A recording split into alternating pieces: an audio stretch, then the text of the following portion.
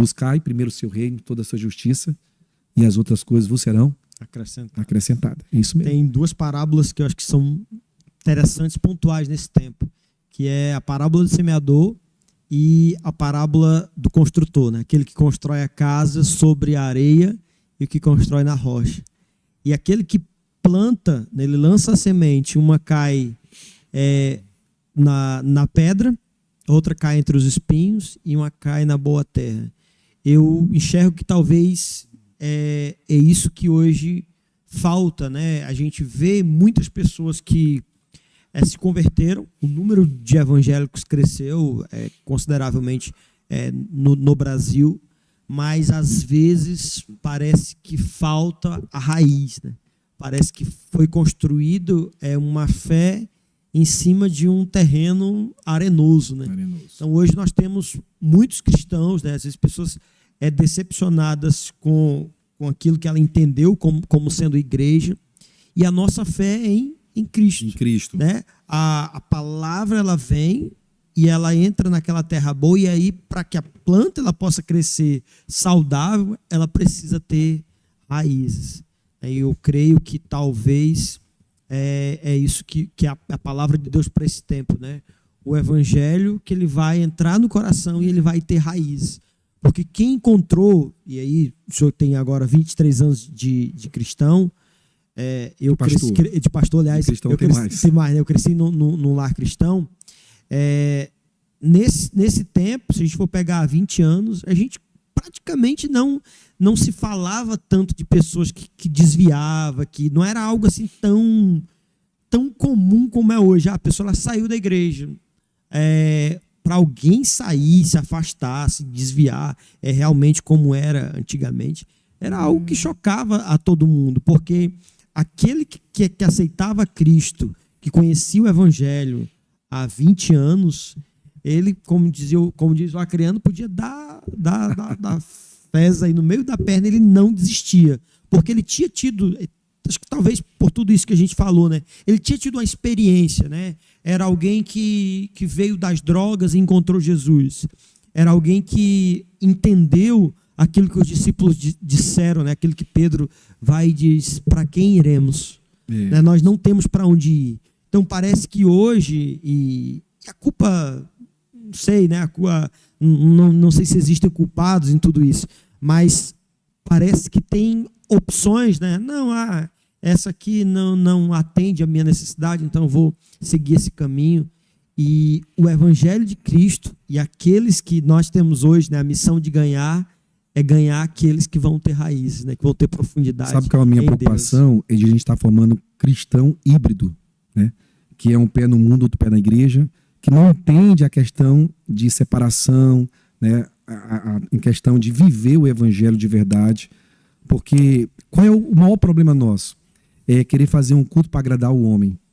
Alguém fala assim: pastor, hoje eu não gostei do culto. Claro, não foi feito para você, foi feito para Deus. Está entendendo? Então, quando você tem essa noção de que você tem que fazer algo para agradar a Deus, Deus vai alcançar o coração dos homens, né? A gente prepara um culto para agradar o homem. Tudo é feito para trazer aquela emoção e ele ficar feliz. Será que não basta uma palavra forte de Deus e a presença do Espírito Santo para fazer isso? Porque no mundo a gente cria situações para atrair as pessoas. Na igreja, o que os apóstolos precisavam era somente no Evangelho. Então, o que está faltando é a gente voltar a alguns princípios da palavra. De você pregar o Evangelho puro, o Evangelho de cruz, como eu falei no começo aqui. Né? Porque esse Evangelho, ele transforma, ele muda. A gente não pode ter medo de pregar a palavra, a verdade.